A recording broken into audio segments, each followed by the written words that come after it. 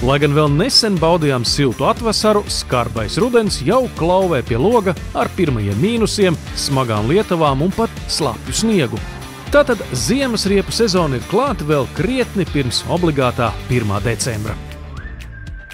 Un kā jūs zināt, šajā sezonā bija nolēmts aizliegt ziemā braukt ar riepām, uz kurām nav sniegpārsliņas un 3 virsotņu simboli. Kas, protams, rada jautājumu, kāpēc tad es nedrīkstētu braukt, piemēram, ar M+S riepām, kā mēs esam pieraduši darīt gadu gadiem. Un šodien mēs esam viesos autoriepu namā, lai parunātu par riepām ļoti specifiskiem transporta līdzekļiem, piemēram, pikapiem. Šie kravas visurgājēji jau rūpnīcās tiek apgādāti ar raupjāka protektoru riepām, kam vajadzētu būt universāli piemērotām visiem ceļa un laika apstākļiem. Tomēr standarta pikap riepas īsti nav ziemas riepas.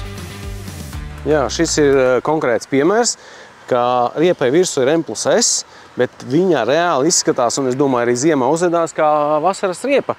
Un es negribētu, lai man kāds brauc pretī ar šādu riepu, un es arī negribētu pats ar tādu ziemā braukt. Galvenā atšķirība ir ne jau protektorā, bet gan gumijas sastāvā.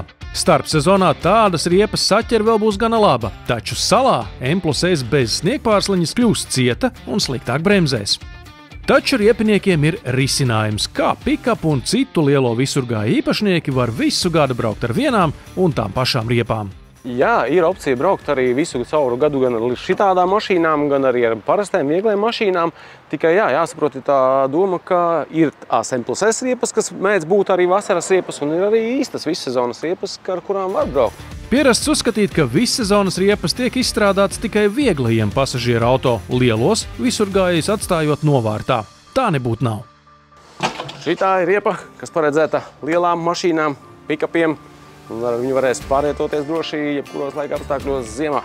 Svarīgi saprast, ka tā sauktā sniegpārsliņa, jeb 3 virsotņu simbols drīkst parādīties uz riepas, ja testos apstiprināta tās piemērotība ziemas apstākļiem. Šis standarts vēl ir salīdzinoši jauns. M+S jeb Mud and Snow, tātad dubļi un sniegs, ir daudz senāk ieviests brīvprātīgs apzīmējums, kura izvietošanai uz riepas nav nepieciešams ievērot stingrus standartus vai prasības. Tieši tāpēc M+S uzrakstu var sastapt pat uz izteiktām vasaras riepām. Šīs konkrētās riepas, kas ir izstrādātas, lai viņas būtu vissezonas, viņas gumijas sastāvi un viss pārējais atbilst braukšanai ziemā, un ar to arī droši var darīt.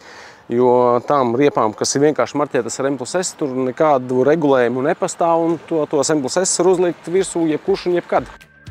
Diemžēl jāsaka, ka bez sniegpārsliņas simbola visticamāk paliks arī speciālās riepas, ar kurām var iebraukt jebkur un jebkad. Ja ar mašīnu paredzēts braukt pilnīgā offroadā, pilnīgos neceļos un tur, kur citi nebrauc, parasti izvēlas dubļu riepas, bet jāņem vērā, ka šīm riepām M+S ir virsū, bet sniegpārsliņas simbols nav virsū, tātad attiecīgi ziemā ar viņām braukt nevarēs.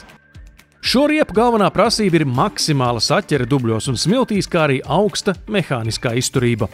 Ziemai piemērotāks gumijas sastāvs vai lameles padarītu tās mazāk izturīgas. Tomēr riepu ražotāji meklē un atrod veidus, kā pavarot vilku un atstāt kazu dzīvu. Šīs konkrēti vissezonas riepas pārsvarā nav paredzētas kaut kādiem ekstremāliem apstākļiem braukt dziļos dubļos, mēžos un visos pārējais, bet ir arī alternatīvas, pieņemsim tam pašam Cooperam, BF Goodricham, kas ir all-terrain riepas, tā kā visām sezonām, bet viņas jau ir marķētas ar sniegpārsliņas simbolu, tā kā viņas arī pēc topošā likuma projekta pieņemšanas būs derīgas braukšanai visu cauru gadu. Labi, tik tālu mēs esam tikuši. Tātad braukt ziemā ar riepām, kas nemaz nav ziemas riepas, bet ir vienkārši M+S, pagaidām drīkst, bet īsti saprātīgi nav. Tagad laiks noskaidrot, vai tiešām, sākot ar 1. decembri, šis pikaps ar tādām riepām, kādas tam šobrīd ir uzliktas, nemaz nevarēs iziet tehnisko apskati. Tūlīt tiks pieņemts normatīvu aktu izmaiņas. Ko tas nozīmē? Tas nozīmē, tiks pieņemt ministru kabineta noteikumi, kuros ir skaidri un gaiši jau šobrīd noteikti, ar kuru datumu stāsies spēkā nosacījums, ka ziemas riepas ar obligāto apzīmējumu, tā saucamo kalnu, virsotnes simboliņu vai sniegpārsliņu, būs obligāts. Tomēr pati prasība ziemā braukt ar tiešām ziemas riepām stāsies spēkā tikai nākamgad. Nākošā gada 1. oktobris ir tas datums, ar kuru jūs vairs nedrīkstēsiet braukt ar ziemas riepām, ja jums nebūs šis kalnu simbola apzīmējums. Ja mēs runājam attiecīgi par to periodu, kas notiks šogad, līdz tam nākušām gadam, tad paliek spēkā šī brīža nosacījumi. Tātad tiem, kam ir tās M+S bez šī kalnu apzīmējuma simbola, šī ir pēdējā ziema, kurā jūs viņus varēsiet izmantot šīs riepas.